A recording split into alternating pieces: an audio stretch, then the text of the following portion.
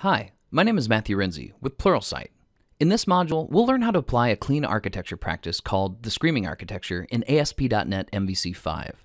We'll do this by organizing our top-level folder structure according to the high-level use cases of our system.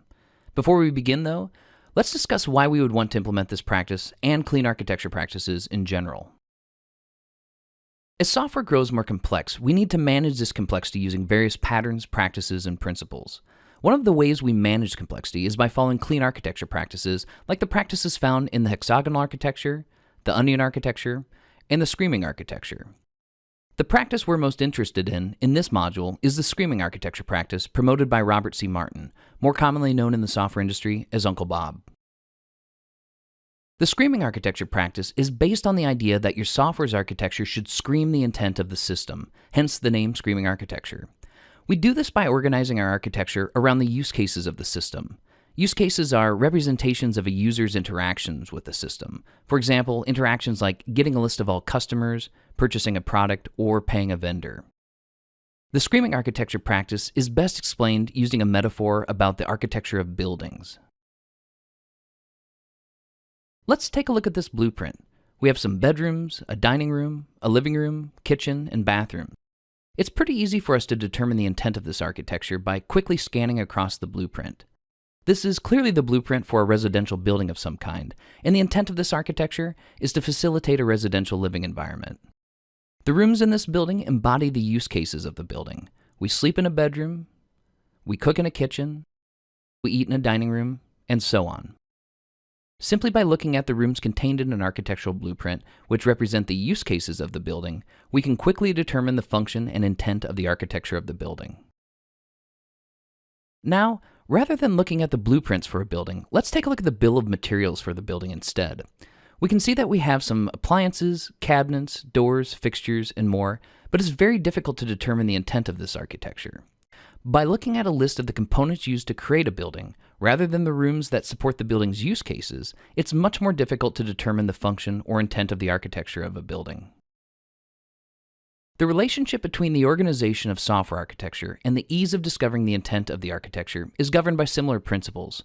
We can organize our application's folder structure according to the components that are used to build the software, components like models, views, and controllers. Or we can organize the folder structure according to the use cases of the system, concepts that pertain to the user's interactions with objects in the system like customers, products, and vendors. For example, let's take a look at these two representations of the same software architecture. On the left, we have the typical MVC folder structure, things we all recognize as MVC components like models, views, and controllers. On the right, however, we have the same web application organized by its high-level use cases, like customers, products, and vendors. It's very difficult to determine the intent of the software on the left, but it's much easier to determine the intent of the software on the right. Now, this might sound like an arbitrary decision whether to organize first by components or by use cases, but there are some definite pros and cons to both of these equally reasonable ways to organize our software. The primary advantage is that functional cohesion, that is, organizing by use cases, is generally preferred to categorical cohesion, that is, organizing by component types, because it better models the way we create, maintain, and reason about software. So now that we understand why we would want to organize our application's architecture by the use cases of the system rather than the components of the system, let's take a look at how to implement this practice in ASP.NET MVC 5.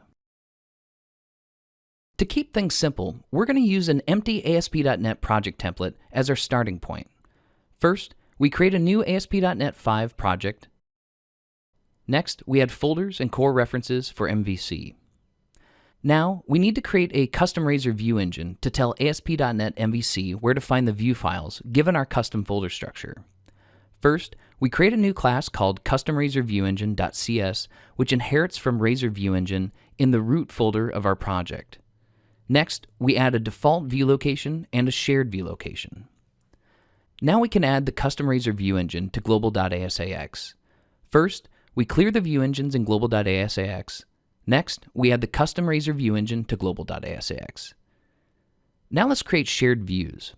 First, we create a new root folder called shared and a child folder called views. Next, we create a layout.cshtml file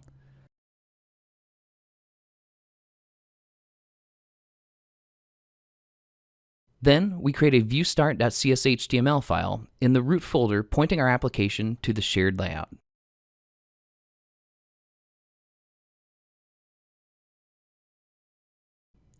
Next, we merge the contents of the shared views web.config file into the app-level web.config file. This is done so that the shared views web.config settings apply to all views in our application, and thus we don't have to create a web.config file for each view folder in our project. Then, we set the block view handler path to wildcard.cshtml in the merged web.config. Now we can create folders based upon the high-level use cases of our application. First, we delete the unused root-level models, views, and controllers folders. Next, we create top-level use case folders, for example, customers, products, and vendors. Then, we create the corresponding models, views, and controllers folders for each high-level use case. Next, we create our models.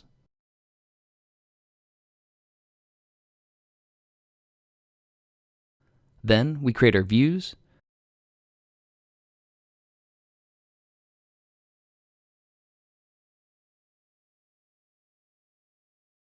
And finally, we create our controllers.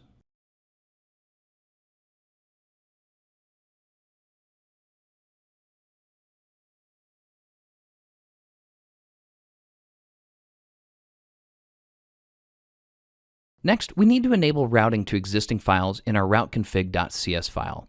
This tells ASP.NET Routing to handle all incoming requests, even those that match an existing file or folder. Finally, let's add our content. First, create a folder called Content in our root folder.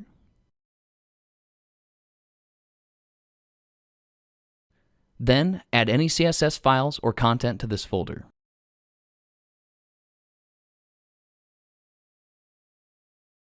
Now we have a functional ASP.NET MVC application with our root level folders named after the high-level use cases of our application.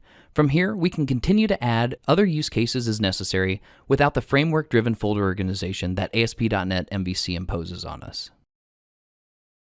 Like most architectural decisions, there are pros and cons to choosing to apply this pattern over the default ASP.NET MVC 5 conventions. The most obvious disadvantage is that we can no longer use the automatic scaffolding features that are integrated with Visual Studio when we create our controllers and views. Instead, we have to create them by hand like we would any other class file or view file. In addition, since we told ASP.NET Routing to route all existing files, if we need to serve static content from our website, we may have to create a controller that can serve this static content on request. It's important to note that organizing your folders by use cases is just one step in the larger Screaming architecture practice and an even smaller step in the overall clean architecture set of practices. In addition, while this top-level folder organization might be sufficient for a relatively simple ASP.NET web application, for significantly complex systems, we would typically first organize our source code by architectural layers using Visual Studio projects and then by use cases using folders where applicable. However, this more advanced architectural practice is outside of the scope of this module. In this module, we learn that we should prefer clean architecture patterns, practices, and principles in order to manage complexity as our software grows and becomes more complex. Next, we learned about the Screaming architecture practice and that our architecture should scream the intent of the system. Then, we learned how to organize our architecture by our use cases to build functional cohesion into our application. Finally, we learned how to implement this use case-driven architecture in ASP.NET MVC 5. If you'd like to learn more about the topics we discussed in this tutorial, I have a few links that you might be interested in. First, I have a tutorial on my website that will walk you step by step through the demo we just saw. You can find it at the following link. Next, I created an open source sample project of the content in this demo and published it to GitHub. You can download a copy using the following link. Finally, if you'd like to learn more about clean architecture practices like the hexagonal architecture, the onion architecture, and the screaming architecture, I've provided links to introductory articles on all three topics.